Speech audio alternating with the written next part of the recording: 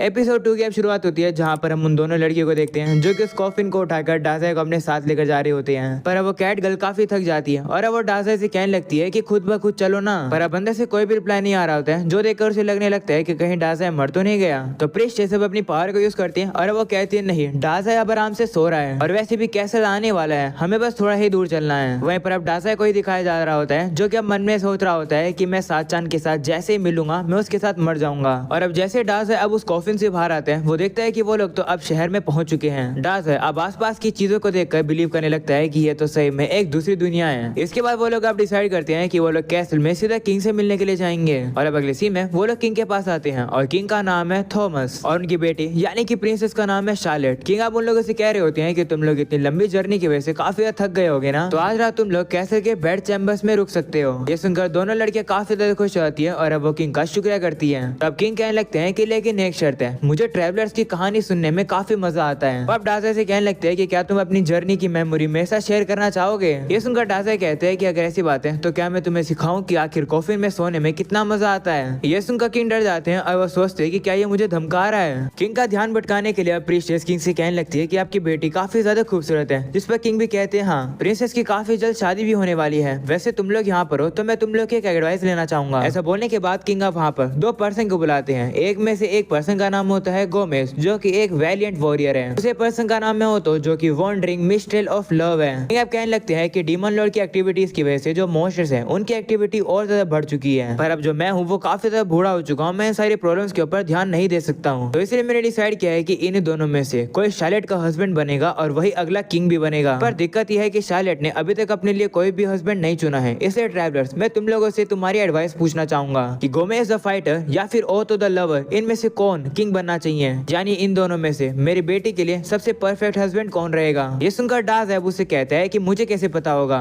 तुम्हारी बेटी का फ्यूचर इन क्रिटिकल चॉइसेस के ऊपर डिपेंड है। तब मुझे लगता है कि ऐसे क्वेश्चन को तुम्हें ऐसे अरे गहरे एडवेंचर से पूछना चाहिए। तुम बेकार किंग हो, तुम तो किंग बनने के लायक भी नहीं हो। ये सुनकर अब किंग काफी ज्यादा शौक हो जाते हैं। वहीं पर अब डासाई कहने लगता है कि इस दुनिया में जीने का मेरा कोई भी हक नहीं है और ना ही मैं इस दुनिया में जीने के लायक हूँ, इसलिए मैं तो कोई भी अपने ओपिनियंस नहीं दूंगा। ऐसा बोलने के बाद डासाई अब वहाँ से जाने लगता है। वहीं पर अब वो दोनों लड़कियां किंग से कहने लगती है कि डासाई को माफ कर दो, दूसरी दुनिया से आया है तो उसे कुछ भी नहीं पता है। तो अब किंग कहते हैं कोई बात नहीं, वो दूसरी दुनिया से आया तो कुछ भी नहीं कर सकते हैं, मैंने तुम लोगों को माफ किया। वहीं पर अब प्रिंसेस को दिखाया जाता है जो कि अब डासाई को वहाँ से जाता हुआ देख रही होती है। और अब अगले सीन में हम लोग देखते हैं रात हो जाती है जहाँ पर डासाई तो अब सो ही नहीं पा रहा होता है। तो प्रिंसेस भी उठ जाती है और अब उसे कहती है कि क्या तुम सो नहीं पा रहे हो, जिस पर वो कहता है कि मैं कभी भी जिंदगी में आराम से नहीं सोया हूँ। ये सुनने के बाद प्रिंसेस अब थोड़ी सी हिम्मत जुटाती है और अब वो डासाई से पूछती है कि ये सात-चान कौन है। तभी अचानक से प्रिंसेस को उसी कैट गर्ल की पूंछ दिखाई देती है और अब वो कंबल उठाकर देखती है और देखती है कि वो लड़की तो डासाई के पैरों पर सो रही थी। जो देखकर वो गुस्सा हो जाती है और वो उसके पेट में तकिया मार देती है और कहती है कि तुम्हें शर्म नहीं आती है कि इस तरीके से यहाँ सोते हुए। तो वो लड़की अब उसे कहने लगती है कि मुझे ठंड लग रही थी तो मैं यहाँ पर सो गई। हम लोग अब देखते हैं कि वो दोनों इसी तरीके से लड़ाई कर रहे होते हैं। इस मौके का फायदा उठाकर डासाई अब वहाँ से बाहर चला जाता है। वो अब जैसे थोड़ा आगे आता है वो देखता है कि वहाँ तो प्रिंसेस खड़ी थी जो कि अब वहाँ पर लेक को देख रही थी। प्रिंसेस अब कहने लगती है कि मैं इस खूबसूरत लेक को देख रही हूँ, जिस पर डासाई भी कहते हैं हाँ ये तो काफी खूबसूरत है, मन कर रहा है कि मैं इसी के अंदर डूब जाऊँ। ये सुनकर प्रिंसेस डर जाती है और अब उसे कहती है क्या तुम इतनी परेशानी में हो क्या कि तुम अपने आप को ही मारना चाहते हो। तो डासाई कहता है कि मेरे से ज्यादा तो तुम परेशान लग रही हो। ये सुनकर प्रिंसेस अब थोड़ी सी चुप हो जाती है और वो कहती है कि मैं गोमेज और ओतो के बीच में किसी को भी नहीं चुन पा रही हूँ। मिस्टर गोमेज को इस कैसल में आए हुए काफी ज्यादा समय हो गया है और ऑलरेडी वो हमारे सोल्जर्स में से काफी ज्यादा डिपेंडेबल भी है। मेरे डैड को भी उसकी ताकत में पूरी तरीके से भरोसा है, तो इसलिए शायद से मुझे उसे चुनना चाहिए। पर जो ओतो है वो मेरा बचपन का दोस्त है, जब भी मैं उदास होती हूँ तो वो मेरे लिए गानों को लिखता है और आकर उन्हें गाता है मेरे लिए।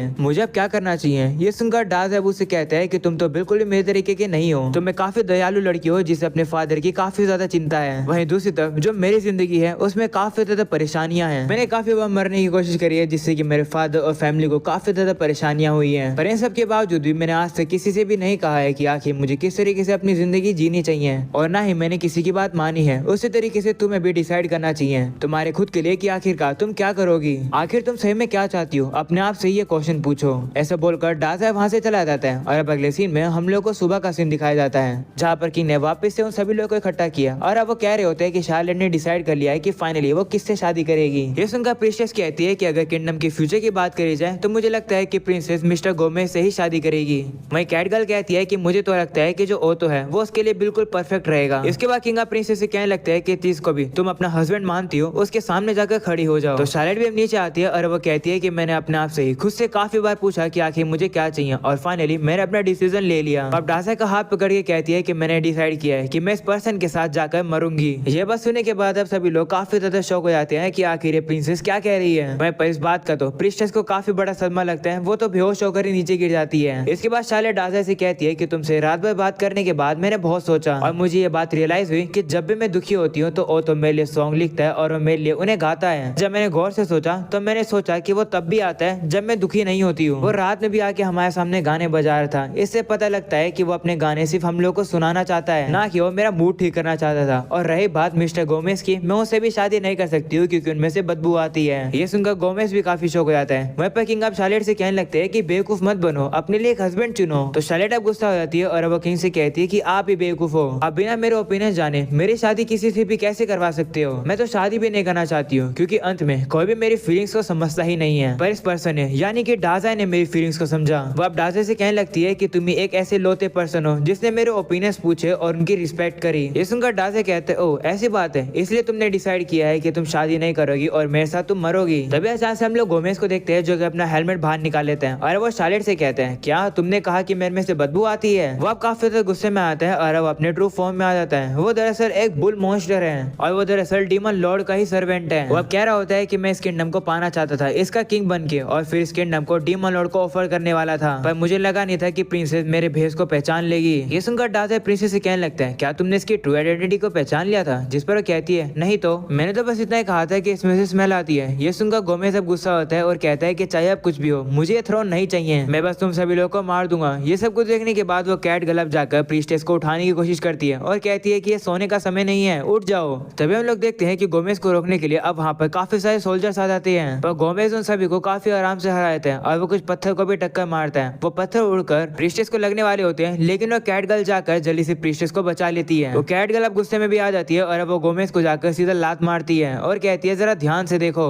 वो उसे कहती है ठीक है, अगर तुम्हें खेलना है तो मैं तुम्हारे साथ खेलूंगी। ऐसा बोलने के बाद अब वो गोमेज से लड़ने के लिए तैयार हो जाती है। ये देखने के बाद वो तो उस कैट गर्ल से कहता है कि ऐसी बात है तो मैं तुम्हारे लिए गाना गाऊंगा। वहीं टाम हाउस का लेवल देखकर कहती है कि तुम्हारा लेवल तो काफी ज्यादा हाई है। वो तो अब गाना गाकर उस कैट गर्ल को एक बफ स्किल दे रहा होता है, पर उसे तो कुछ भी नहीं हो रहा होता है। ये देखकर वो कैट गर्ल कहती है कि तुम्हारी ये गाना तो बिल्कुल यूजलेस है। वहीं पर अब हम लोग देखते हैं कि गोमेज अब उस लड़की के ऊपर हमला कर देता है, लेकिन अब वो लड़की भी उसके अटैक को डॉज करके सीधा उसके ऊपर लात मारती है, जिसके बाद उसके ऊपर काफी जोर से पंच भी मारती है। लेकिन गोमेज अब गुस्से में आ जाता है और अब उसके ऊपर अपने होंठ से हमला कर देता है। ये देखकर वो कैट गर्ल थोड़ा सा पीछे हो जाती है क्योंकि अब उसके सर पर थोड़ी सी चोट भी लग चुकी है। वो अब कह रही होती है कि इस बंदे के तो होंठ काफी ज्यादा हार्ड और शार्प हैं। इसके बाद अब गोमेज उससे कहने लगता है कि ये जो मेरे आयरन के होंठ है ये तुम्हें चकनाचूर कर देंगे क्योंकि अगले हमले में मैं अपनी पूरी ताकत लगा दूंगा। वो ये बात बोल ही रहा होता है तभी डाजा अब उससे कहता है कि रोकने के लिए माफी देना, पर क्या तुम पहले मुझे और प्रिंसेस को मार सकते हो क्योंकि हम दोनों मरना चाहते हैं। तो क्या तुम इन अपने कमाल के होंठ से हम लोग को मार दोगे। ये सुनकर किंग भी शौक हो जाते हैं। वहीं पर डाजा अब कहने लगता है कि जो प्रिंसेस है वो अपने बेवकूफ फादर के चंगुल से छूट चुकी है और अब प्रिंसेस की पहली विश है कि वो मेरे साथ मरना चाहती है। तो क्या तुम हमारी ये विश पूरी कर सकते हो। ये सुनकर किंग और वो कैट गर्ल काफी ज्यादा हैरान हो जाते हैं और अब डाजा से कहने लगते हैं कि क्या तुम पागल हो गए हो। वहीं पर गोमेज हंसने लगता है और अब वो डाजा से कहते हैं ठीक है, अगर तुम मरना चाहते हो तो ठीक है, सबसे पहले मैं तुम्ही लोगों को मारूंगा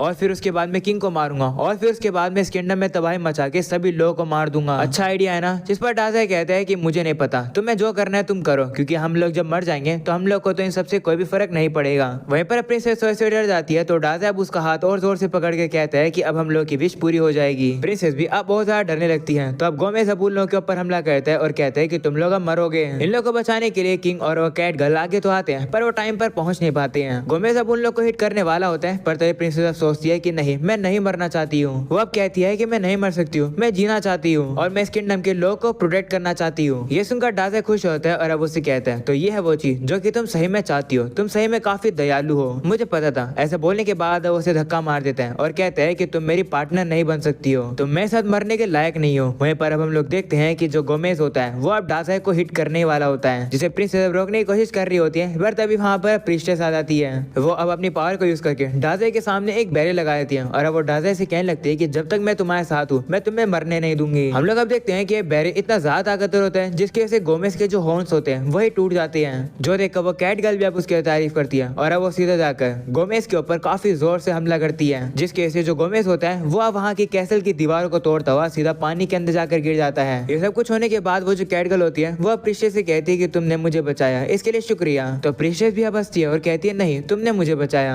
ये सब कुछ देखकर वहाँ पर वो तो आ जाता है और अब वो तो गाने बजाने लगता है। दूसरी तरफ अब हम लोग को किंग को दिखाया जाता है जो कि सीधा शार्लेट के पास आते हैं और अब उसे माफी मांगने लगते हैं और अब उसे कहते हैं माफ कर दो, मैं तुम्हारी फीलिंग्स को बिना जाने एक्शन ले रहा था। मैं राजा बनने के लिए सही में लायक नहीं हूँ और ना ही मैं तुम्हारा फादर बनने के लायक हूँ। मैं तुमसे भीख मांगता हूँ, प्लीज अपने इस बेवकूफ फादर को माफ कर दो। तब शार्लेट भी अब अपने फादर को माफ कर देती है और कहती है कि अब से हम लोग आपस में बात करेंगे और आगे से हम लोग हमारी और किंगडम की बातें करेंगे। तो किंग भी अब उससे खुश होते हैं और कहते हैं हाँ बिल्कुल। ऐसा बोलने के बाद अब वो दोनों आपस में गले लगाते हैं और अब वो काफी ज्यादा खुश हो जाते हैं। वहीं पर अब डास है तो थोड़ा सा दुखी रहता है। वो कहता है कि मैं तो मरने में फिर से फेल हो गया। और अब अगले सीन में हम लोग एक बंदे को देखते हैं जो कि अब आकर रिपोर्ट देता है कि साउथ के गेट पर मॉन्स्टर्स दिखे हैं। जो सुनकर शार्लेट कहती है कि अगर ऐसी बात है तो जल्दी से रॉयल गार्ड्स को वहां पर भेजो उन सभी लोगों को खत्म करने के लिए, वो भी अभी के अभी। हम लोग किंगडम को प्रोटेक्ट कर रहे हैं तो मुझे तुम सभी लोगों पर भरोसा है। जिस पर सभी लोग भी कहते हैं हाँ हम लोग वैसे करेंगे जैसा आप कह रही हो। हम लोग को पता चलता है कि जो शार्लेट है वो अब क्वीन बन चुकी है। दूसरी तरफ अब उन्हीं लोगों को दिखाया जाता है जो कि अब डार्सी को खींच कर लेकर जा रहे होते हैं। वहीं वो कैट गर्ल कह रही होती है कि शार्लेट ने तो 16 साल की उम्र में ही इतना बोल्ड डिसीजन ले लिया कि वो क्वीन बन गई, क्या वो ठीक रहेगी? जिस पर डार्सी उसे कहता है कि वो डिसीजन शार्लेट ने खुद ही लिया है तो हम लोग को चिंता करने की कोई भी जरूरत नहीं है।